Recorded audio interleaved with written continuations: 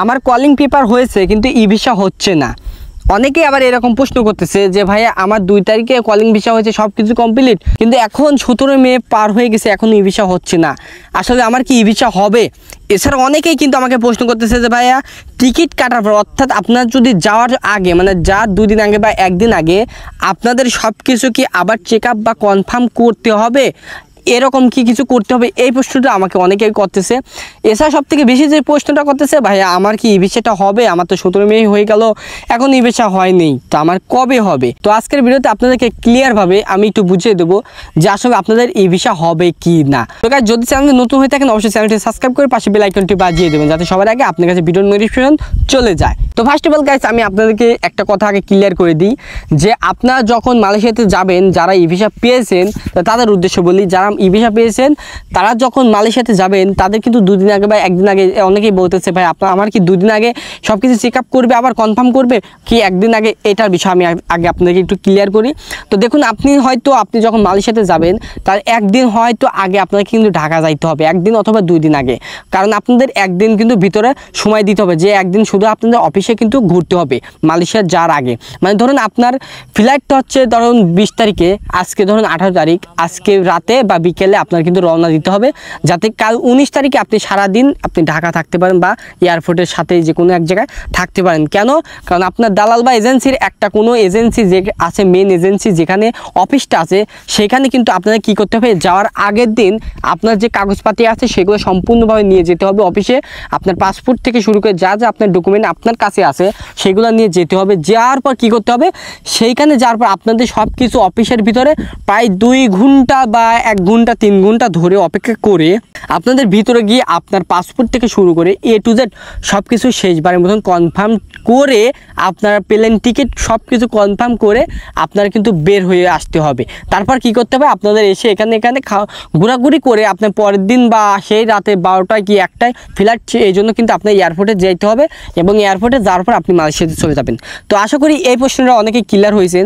যারা এটা নিয়ে টেনশন ছিলেন যে আবার কি কনফার্ম হবে, তো 100% কনফার্ম হবে, সেটা কিন্তু এখানে সেখানে না, সেটা অলরেডি আপনাদের সেটা বনানী হোক বা গুলশানে হোক, যে কোনো জায়গায় যার যার এজেন্সির প্রধান যে কার্যালয় যেখানে আছে সেইখানে কিন্তু আপনাদের সেই কাগজপাতিগুলো সম্পূর্ণভাবে কমপ্লিট করে তারপর কিন্তু আপনাদের এয়ারপোর্টে আসতে হবে যাওয়ার আগে। ঠিক আছে, আশা করি ক্লিয়ার হয়েছেন।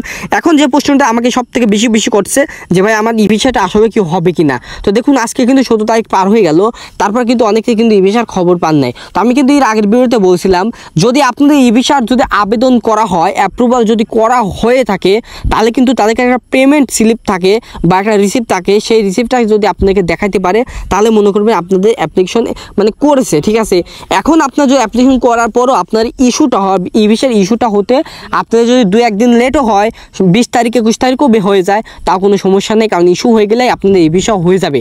এখন আপনারা এটা ক্লিয়ার হতে হবে যে আসলে আপনাদের ই ভিসাটা আবেদন যদি সম্পূর্ণভাবে করা হয়, সেটা হচ্ছে আপনাদের কিছুদিনের মধ্যে ইস্যু হলেও আপনারা পাবেন, কিন্তু অথচ কিন্তু আপনার যদি 31শে মের দিকে হয়ে যায়, মানে শেষের দিকে হয়ে যায়, তাহলে কিন্তু আর পাবেন না, কারণ তখন আর সময় থাকবে না, কারণ তখন আপনাদের ই ভিসা পাইতে হবে, প্লেন টিকিট পাইতে হবে এরকম। তো অনেকেই কিন্তু আমাকে প্রশ্ন করেন ভাই আমার প্লেন টিকিট করে দিছে ই ভিসা হওয়ার আগে, আমি ই ভিসা পাইলে আমার প্লেন টিকিট হয়ে যাবে কনফার্ম। তো গাইস দেখুন, এরকম আপনাদের অগ্রিম প্লেন টিকিট কেটে কোনো লাভ নেই, এটা কিন্তু শুধু আপনার টাকা নষ্ট।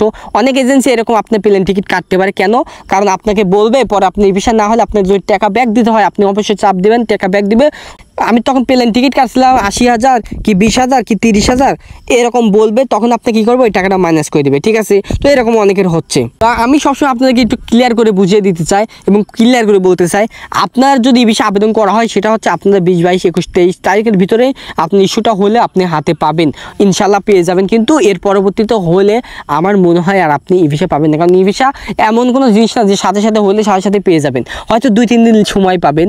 এই জন্য আপনার 25-26 তারিখ শেষ পর্যন্ত আপনাদের কিন্তু ই ভিসার একটা ইস্যু হওয়ার মেয়াদ থাকবে, যে ইস্যু হলে আপনারা তারপরও পেয়ে যেতে পারেন। কিন্তু অথচ কিন্তু আপনি যদি কনফার্ম না থাকে এবং আপনার পেমেন্ট রিসিপ্ট কিন্তু আপনার দাদার কাছে নাই থাকে বা আপনাকে যদি দেখাতে না পারে, তাহলে মনে করবেন আপনার ই ভিসা অ্যাপ্লাই করা এখনও সম্পূর্ণ হয়নি। কারণ অনেকেই আছে যারা লাখ মানুষ কিন্তু এই ভিসার জন্য আবেদন করছেন মনে করতেছেন, কিন্তু আসলে সবার কিন্তু আবেদন হয় নাই। কত মানুষের আপনাদের আবেদন কনফার্মই হয় নাই, তারা অ্যাপ্লাই করে নাই। ঠিক আছে, এরকম করেই নাই এই ভিসার জন্য, অনেকেই আছে, কিন্তু তাদেরকে বলতেছে করছি এটা ওটা। তো যাক, আপনারা আশা করি বুঝতে পারছেন। আপনাদের যদি আর কোনো সমস্যা আমাকে কমেন্টে বলবেন, আমি সেই ভিডিও দিয়ে দেবো। আপনারা যে প্রশ্নগুলো বেশি করছেন যে এটাকে চেক আপ হয়, ইনশাল্লাহ আপনাদের একদিন আগে চেক আপ হয়। এবং আপনার ই ভিসাটা না হওয়ার একটাই কারণ, সেটা হচ্ছে আপনাদের অ্যাপ্লাই করা হয় নাই বা অনেকের অ্যাপ্লাই করেও হচ্ছে না। কেন?